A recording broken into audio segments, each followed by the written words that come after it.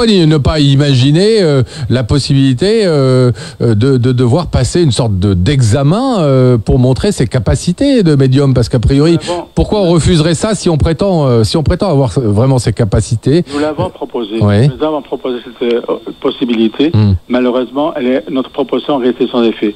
Aujourd'hui, nous intervenons régulièrement, et surtout pour avoir une carte professionnelle. Vous ne seriez pas contre, en tout cas, cette possibilité-là? Non, pas du tout. Au contraire, ce serait une très, très, très bonne chose. Laissez-moi poser la question, Youssef Issaoui, à Marie Saint-Rochel, qui est voyante.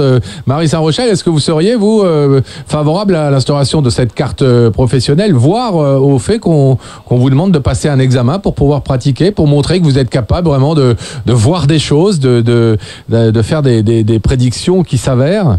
De toute façon, moi, je soutiens complètement l'INAD. Si vous voulez, moi, tous les principes, tout ce qu'a expliqué Monsieur Youssef Issaoui, je suis totalement d'accord.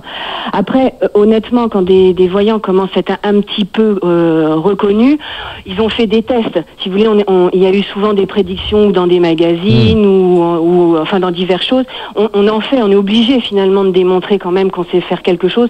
Donc un examen, oui. Après, est-ce que il suffit d'une fois où on n'est pas la plus célèbre des astrologues françaises, Elisabeth Tessier, collectionne les fausses prévisions, les erreurs.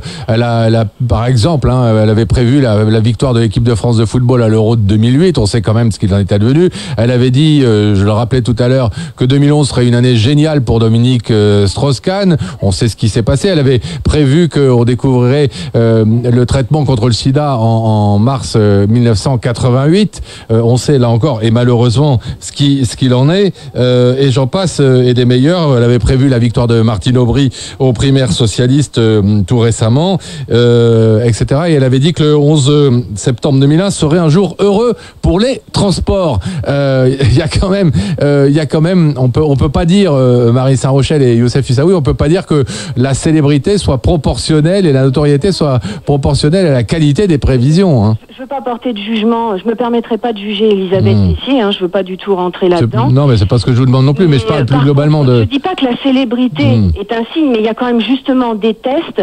Quand vous parlez des exemples que vous donnez là, pour Martine Aubry qui serait pas aux primaires socialistes ou Dominique Strauss-Kahn qui ne serait pas président, moi j'ai fait dans un journal local ici à Caen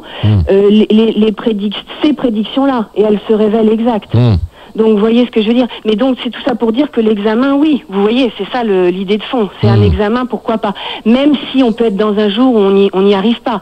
Mais je pense qu'il faudrait faire un examen sur plusieurs jours. Oui, sur plusieurs jours. Et puis on peut le repasser, cet examen, comme n'importe quel examen. On peut imaginer ça. Mais en tout cas, ça pourrait rassurer, à la fois rassurer tous les clients potentiels, et puis peut-être aussi confondre un peu les détracteurs. Surtout.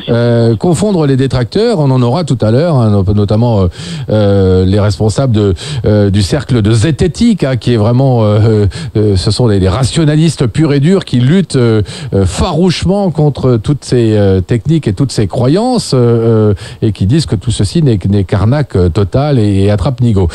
Donc peut-être que s'il y avait un examen sérieux avec un certain nombre de choses sur le passé et sur le futur à pouvoir dire, à pouvoir révéler, ça confondrait un petit peu toutes ces personnes qui disent du mal de votre pratique, Marie Saint-Rochel. Oui, mais ce que je disais aussi, mais pour le futur, le problème d'un examen sur le futur, c'est qu'il peut pas être validé immédiatement. Non, mais... Donc, ça veut dire que l'examen, on peut le passer, mais l'avoir que peut-être au bout de 2 ans, quoi, par exemple. Non, mais il y aurait aussi, on rappelait que, vous le disiez tout à l'heure, que aussi dire des choses sur le passé de la personne, arriver à voir des choses sur le passé et le présent de la personne, ça peut déjà aussi être... Oui, ça peut guider, mais ça peut aussi être de la télépathie. C'est-à-dire de la transmission de pensée. C'est-à-dire que à peu près tous les voyants sont télépathes, mais un télépathe n'est pas forcément voyant. C'est-à-dire qu'il ne voit pas forcément l'avenir. C'est-à-dire quelqu'un peut être bluffant par télépathie et psychologie sur votre passé sans être un bon voyant.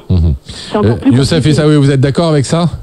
Allô? Oui, vous êtes d'accord avec ce que vient de dire Marie Saint-Rochel? Permettez-moi de vous dire simplement, sans répondre directement à cette question, je dirais, à son interrogation, à sa question, en tout cas son avis, je pourrais vous dire simplement que sur l'ensemble des professionnels qui exercent aujourd'hui en France, il y a à peu près 2 à 5% de gens qui sont capables véritablement de détonner le plus irréductible des sceptiques. Oui. Bon, mais simplement tout le reste, ce sont des affairistes notoires, tout simplement. Ce sont des commerçants de la détresse humaine. Voilà.